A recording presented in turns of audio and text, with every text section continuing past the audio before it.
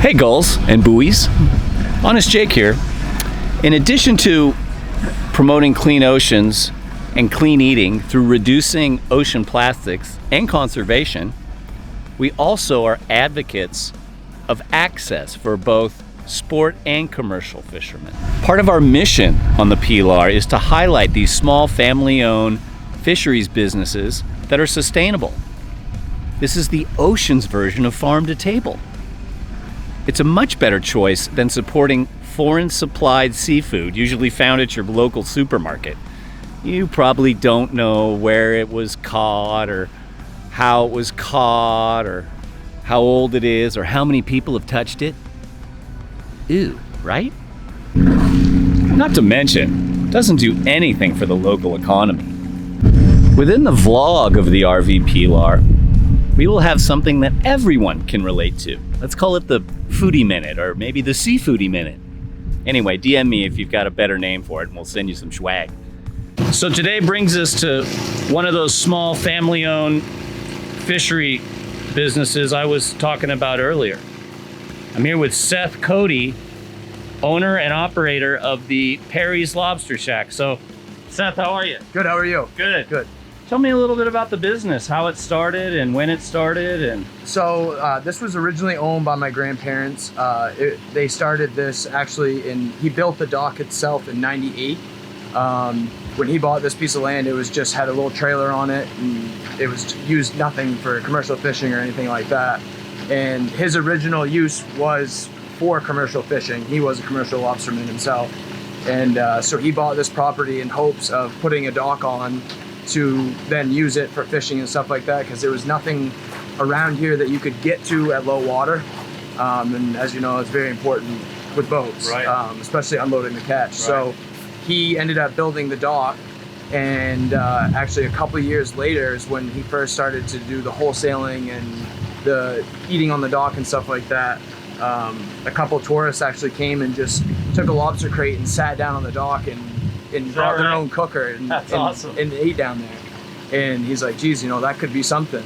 And so that's what he did. He slowly started to transform it into both a commercial slash retail slash restaurant area.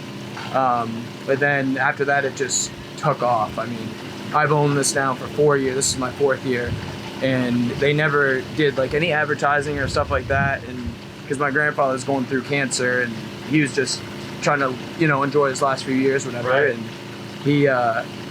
I always told him, I was like, this is my dream to own this someday. I started here when I was 15 years old, got my worker's license to come drive here because my parents didn't want to drive 30 minutes every day to bring me down here.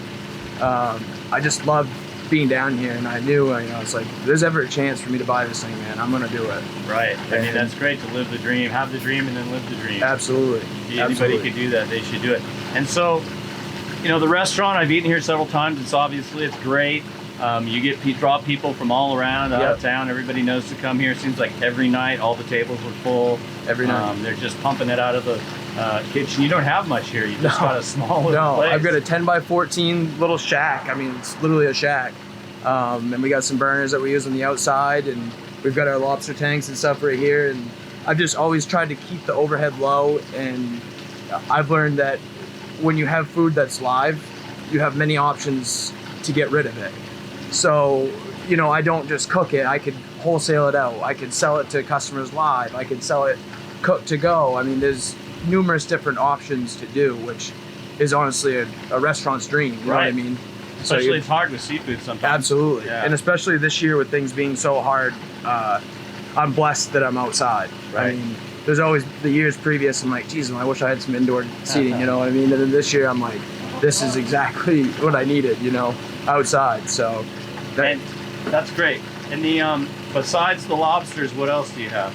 So we have a couple options.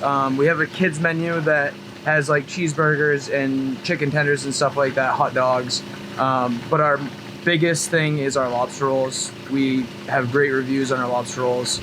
We sell a lot of them. We do a non-traditional where it's on an actual bun versus a hot dog roll, which is different. People like it. Right. Kind of a step up. Absolutely, absolutely. We do crab rolls. I do lobster dinners. We've got salads that we can do either crab or lobster. We have our biggest thing is probably our captain's platter or just a regular soft shell dinner. That's pretty much what we do.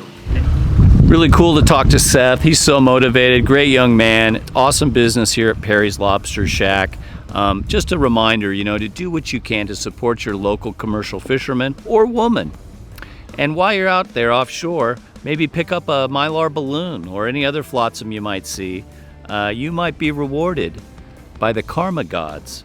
Catch your own fish and experience the feeling of what it's like to provide for oneself. So please follow us on social or go to rvpilar.org and find out more about what you can do to be a good steward of the sea.